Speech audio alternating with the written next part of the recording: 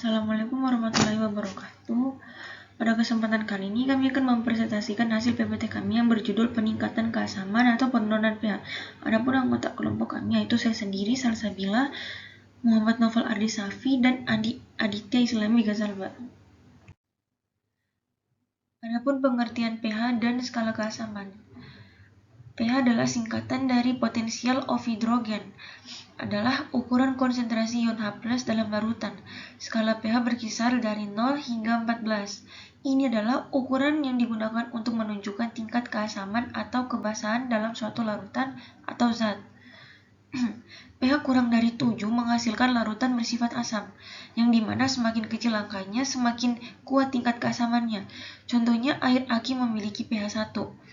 Sedangkan asam lambung memiliki pH 1,5 sampai 3,5 dan jus lemon memiliki pH sekitar 2. pH sama dengan 7 menghasilkan larutan bersifat netral. Netral tidak bersifat asam maupun basa, contohnya air murni. Sedangkan pH lebih dari 7 menghasilkan larutan bersifat basa, yang dimana semakin besar angkanya semakin kuat tingkat kebasahannya. Contohnya soda kue memiliki pH sekitar 9 dan sabun mandi memiliki pH sekitar 10. Adapun penyebab alami penurunan pH, aktivitas vulkanik, gunung berapi melepaskan SO2 dan gas asam lainnya ke atmosfer dalam jumlah besar. Yang kedua ada dekomposisi organik. Pembusukan bahan organik menghasilkan asam humus dan CO2 yang meningkatkan kesamaan tanah dan air. Yang ketiga ada persipitasi alami, yang dimana air hujan alami memiliki pH 5,6 karena CO2. Atmosfer ini membentuk asam karbonat lemah. Yang keempat ada aktivitas mikroba. Bakteri tertentu mengoksidasi belerang dan nitrogen menghasilkan produk asam di tanah. Yang keempat ada pelarutan mineral. Mineral bereaksi dengan air dan O2 menghasilkan asam sulfat. Dan yang terakhir ada fotosintesis dan respirasi. Siklus CO2 biologi berkontribusi pada fluktuasi pH harian perairan.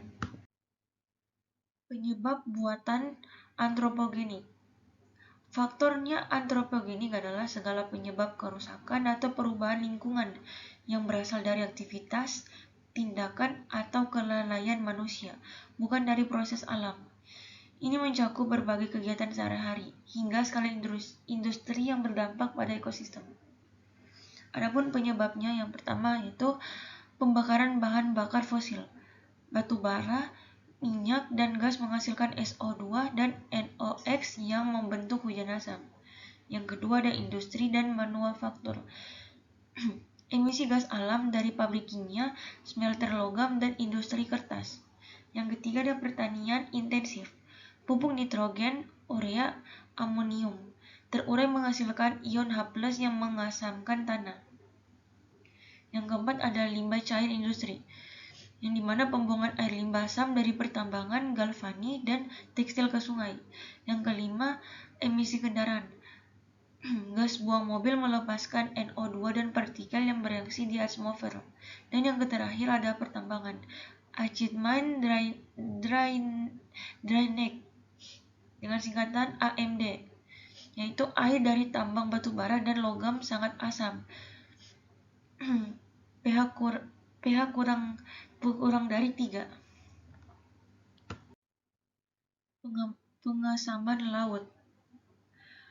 Pengasaman laut adalah penurunan tingkat keasaman pH air laut yang terjadi secara terus-menerus, yang utamanya diakibatkan oleh penyerapan karbon dioksida CO2 dari atmosfer oleh lautan.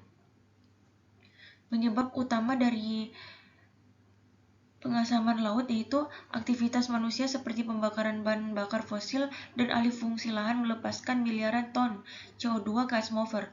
Laut berfungsi sebagai penyerap karbon alami dan menyerap sekitar 1/4 dari seluruh CO2 yang diproduksi manusia. Mekanisme utama. Yang pertama ada CO2 atmosfer meningkat akibat pembakaran bakar fosil. Yang kedua ada laut menyerap 25-30% emisi CO2 CO2 global setiap tahun. Yang ketiga ada CO2 tambah H2O menghasilkan H2CO3, asam karbonat menghasilkan H+ tambah HCO3-.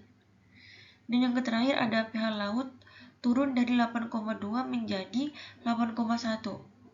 30% lebih asam sejak revolusi industri. Dampak terhadap kehidupan laut. Terumbu karang. Klasifikasi terhambat terumbu laut pada pH rendah. Yang kedua ada moluska dan kerang. Cangkang tipis dan rapuh, angka kematian tinggi. Yang ketiga adalah plankton laut. Petropods kehilangan cangkang, gangguan rantai makanan. Dan yang terakhir ada perilaku ikan. Gangguan sistem saraf,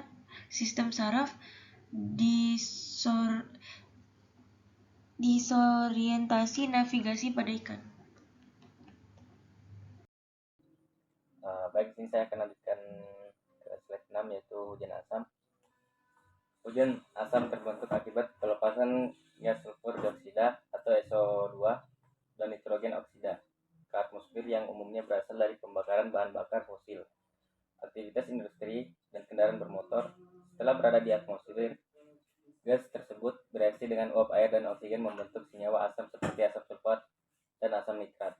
Senyawa asam ini kemudian turun ke permukaan bumi bersama air hujan sehingga menyebabkan pH hujan menjadi lebih rendah dan kondisi normal.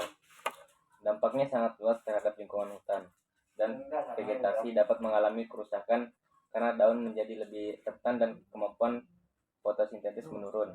Pada perairan, penurunan pH dapat menyebabkan kematian ikan dan organisme akuatik lainnya. Bangunan, jembatan, dan monumen juga lebih cepat mengalami korosi akibat paparan senyawa asam.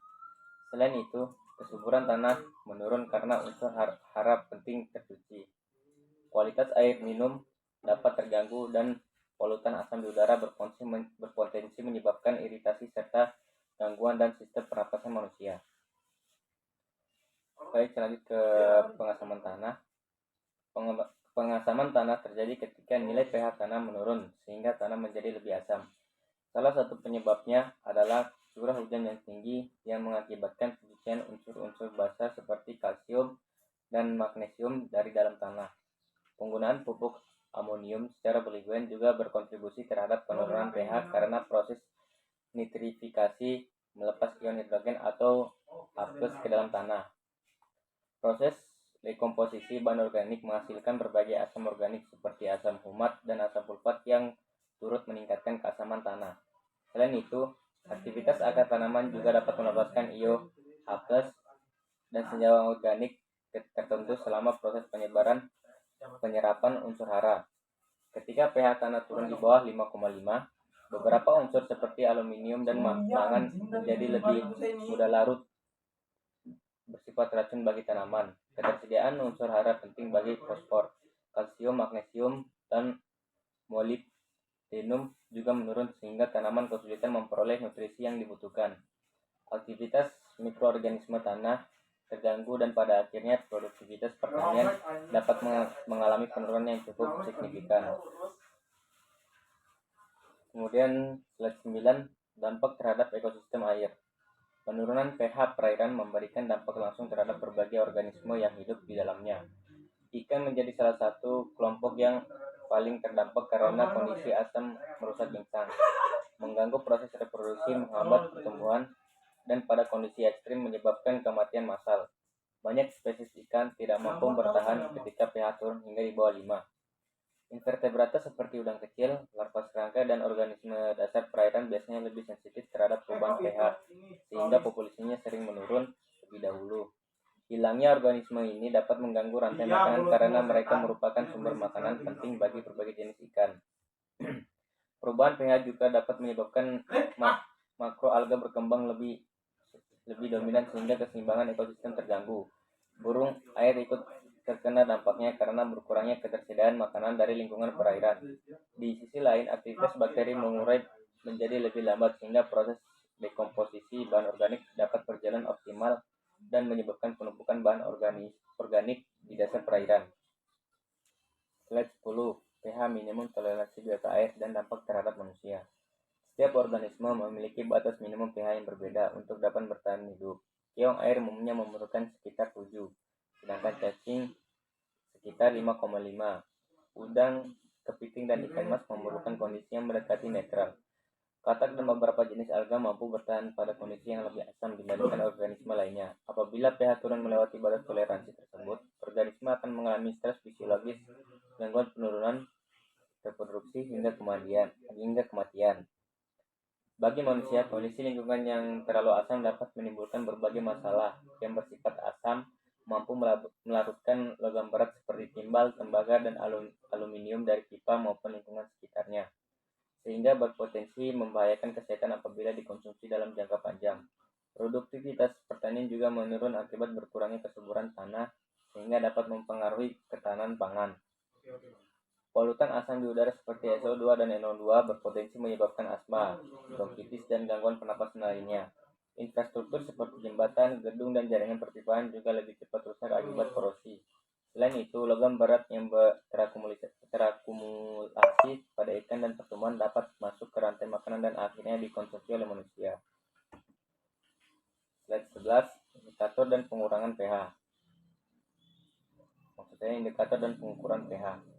Pengukuran pH dapat dilakukan dengan berbagai metode sesuai tingkat ketelitian yang dibutuhkan.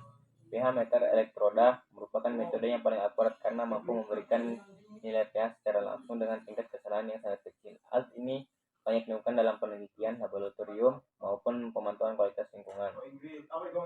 Kertas lakmus digunakan sebagai metode sederhana untuk mengetahui apakah suatu larutan bersifat asam atau basa melalui perubahan warna. Indikator universal memberikan informasi yang lebih rinci karena memiliki rantai warna yang memiliki nilai pH dari 0 hingga 14. Beberapa indikator kimia seperti phenolphthalein dan metil merah digunakan dalam analisis laboratorium karena memiliki perubahan warna yang spesifik pada rentan pH tertentu. Perkembangan teknologi juga memungkinkan penggunaan sensor berbasis LOT yang dapat memantau pH secara real-time dan mengirimkan data secara otomatis untuk mempermudah pengawasan kualitas air maupun tanah. Selain menggunakan alat dan bahan kimia, terdapat indikator alami yang memanfaatkan pigmen tumbuhan yang sensitif terhadap perubahan pH. Bunga kembang sepatu, kubis merah, kunyit, anggur merah, dan bunga hydrangea dapat menunjukkan bahwa warna ketika berada dalam kondisi asam atau basa sehingga dapat digunakan sebagai alternatif pengujian pH yang sederhana, murah, dan ramah lingkungan. Baik, saya akan melanjutkan materi dari teman saya, Adit. Lanjut ke slide metode pengendalian keasaman. Pengendalian keasaman dapat dilakukan melalui beberapa pendekatan. Salah satunya adalah pengapuran atau liming. Metode ini dilakukan dengan menambahkan kalsium karbonat atau CaCO3 atau kalsium oksida CaO ke tanah maupun perairan yang terlalu asam. Senyawa tersebut akan bereaksi dengan ion hidrogen penyebab keasaman sehingga pH meningkat menuju kondisi yang lebih netral. Metode ini banyak diterapkan pada lahan pertanian danau yang mengalami pengasaman karena relatif lebih murah dan efektif. Upaya lain yang sangat penting adalah pengurangan emisi gas pencemar. Emisi sulfur dioksida dan nitrogen oksida dapat dikurangi melalui teknologi desulfurisasi gas buang pada pembangkit listrik, penggunaan konverter katalik pada kendaraan bermotor, serta peralihan dari bahan bakar fosil menuju energi terbarukan. Semakin kecil emisi yang dilepaskan ke atmosfer, semakin kecil pula risiko terjadinya hujan asam dan pengasaman lingkungan. Metode berikutnya adalah remediasi air dan tanah. Pada wilayah pertambangan, air asam tambang dapat diolah sebelum dibuang ke lingkungan. Selain itu, dapat digunakan constructed wetlands atau lahan basah buatan yang memanfaatkan proses alami untuk menetralisir air asam. Pada lahan pertanian, penggunaan dolomit dan biochar dapat membantu meningkatkan pH tanah dan memperbaiki kualitas tanah. Fitomediasi dengan tanaman yang toleran terhadap kondisi asam juga dapat digunakan untuk membantu pemulihan lingkungan. Lanjut ke slide teknologi dan inovasi pengendalian pH. Perkembangan teknologi memberikan berbagai solusi baru untuk mengatasi pengasaman lingkungan. Salah satunya adalah Carbon Capture and Storage atau CCS, yang berfungsi menangkap karbon dioksida dari cerebong industri sebelum dilepaskan ke atmosfer. Teknologi ini dapat mengurangi akumulasi karbon dioksida yang menyebabkan penyebab utama pengasaman laut. Bioelektrokimia memanfaatkan mikroorganisme tertentu untuk membantu menetralisir limbah asam tambang sekaligus mendaur ulang beberapa senyawa yang masih bernilai. Teknologi ini dianggap lebih ramah lingkungan dibandingkan metode kimia konvensional. Enhanced weathering dilakukan dengan menyebarkan batuan silikat yang telah dihancurkan ke lahan pertanian. Batuan tersebut akan bereaksi dengan karbon dioksida sehingga membantu menyerap karbon dioksida dari atmosfer dan meningkatkan kemampuan tanah dalam menahan pertumbuhan dan menahan perubahan pH. Pemanfaatan sensor IoT dan kecerdasan buatan memungkinkan pemantauan pH secara real time. Jika perubahan pH yang berbahaya, sistem dapat memberikan peringatan dini sehingga tindakan penanganan dapat segera dilakukan. Selain itu, penggunaan pupuk efisiensi tinggi dan biochar dapat membantu menjaga kestabilan pH tanah. Pupuk jenis ini mengurangi pelepasan ion hidrogen yang menyebabkan keasaman, sedangkan biochar meningkatkan kapasitas penyangga tanah sehingga perubahan pH tidak terjadi secara drastis. Lanjut ke slide regulasi dan kebijakan. Pengendalian pengasaman lingkungan memerlukan dukungan kebijakan yang kuat baik di tingkat internasional maupun nasional. Secara internasional, terdapat Paris Agreement tahun 2015 yang bertujuan mengurangi emisi gas rumah kaca untuk membatasi perubahan iklim dan dampak pengasaman laut. Protokol Gothenburg berfokus pada pengurangan emisi sulfur dioksida dan nitrogen oksida yang menjadi penyebab utama hujan asam. Sementara itu, Marpol Annex 6 mengatur batas kandungan sulfur pada bahan bakar kapal guna mengurangi pencemaran udara dari sektor pelayaran. Dalam kerangka Sustainable Development Goals atau SDGs, tujuan nomor 14 dan 15 menekankan pentingnya perlindungan ekosistem laut dan daratan dari berbagai bentuk kerusakan lingkungan. Di Indonesia, pengelolaan kualitas lingkungan diatur melalui PP nomor 22 tahun 2021, Permanen LHK nomor P68 tahun 2016 dan Undang-Undang nomor 32 tahun 2009. Regulasi ini mengatur baku mutu lingkungan serta sanksi bagi pihak yang menyebabkan pencemaran. Namun pelaksanaannya masih menghadapi berbagai tantangan seperti keterbatasan pengawasan, minimnya fasilitas monitoring, dan konflik kepentingan antara aktivitas ekonomi dan konversi lingkungan. Lanjut ke studi kasus global dan Indonesia. Kasus di Skandinavia menunjukkan dampak serius hujan asam yang pernah merusak lebih dari 18.000 danau di Norwegia dan Swedia. Melalui program pengapuran dalam skala besar, kondisi danau berhasil dipulihkan dan banyak spesies yang sebelumnya hilang dapat kembali berkembang. Di Great Barrier Reef Australia, peningkatan kadar karbon dioksida dan penurunan pH laut menyebabkan gangguan pada proses pembentukan rangka kerang. Kondisi ini memperburuk fenomena pemutihan karang yang terjadi dalam beberapa tahun terakhir. Di Chesapeake Bay, Amerika Serikat, pencemaran dari sektor pertanian dan industri meningkatkan tekanan terhadap ekosistem pesisir. Program restorasi yang dilakukan selama puluhan tahun berhasil mengurangi pencemaran nutrial dan memperbaiki kondisi lingkungan perairan. Di Indonesia, air asam tambang di Kalimantan menjadi salah satu contoh nyata dampak aktivitas manusia terhadap pH lingkungan. Air dengan pH sangat rendah menyebabkan hilangnya berbagai organisme perairan dan menurunkan kualitas sungai. Sementara itu, di Sumatera Selatan, lahan gambut yang memiliki pH rendah menjadi tantangan bagi sektor pertanian sehingga diperlakukan penggunaan dolomit dan bahan amelioran lainnya untuk meningkatkan produktivitas lahan. Di Teluk Jakarta, aktivitas industri dan limbah perkotaan menyebabkan fluktuasi kualitas air sehingga pemantauan rutin sangat diperlukan.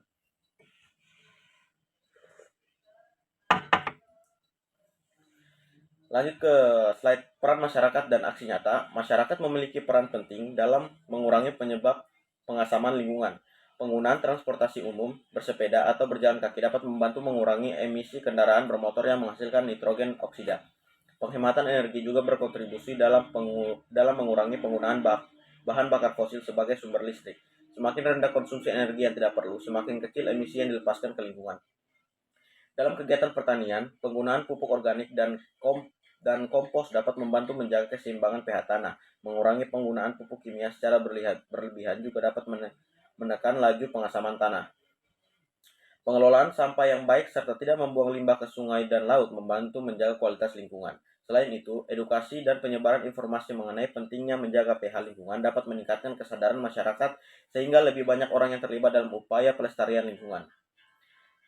Kesimpulan yang dapat diambil dari video kali ini adalah penurunan pH merupakan masalah lingkungan yang dapat disebabkan oleh faktor alami maupun aktivitas manusia, terutama emisi gas pencemar, pertanian intensif, dan kegiatan pertambangan. Dampaknya tidak hanya dirasakan oleh ekosistem perairan dan daratan, tetapi juga oleh manusia melalui gangguan kesehatan, penurunan produksi pangan, serta kerugian ekonomi. Pengendalian keasaman memerlukan kombinasi berbagai pendekatan, mulai dari penerapan teknologi, penguatan regulasi, pengurangan emisi, hingga keterlibatan aktif masyarakat. Pemantauan pH secara berkala juga sangat penting untuk mendeteksi perubahan kondisi lingkungan sejak dini dan mencegah dampak yang lebih besar di masa depan. Setiap individu memiliki kontribusi dalam menjaga keseimbangan lingkungan melalui tindakan sederhana sehari-hari, sehingga upaya pengendalian pengemasan dapat berjalan lebih efektif dan berkelanjutan.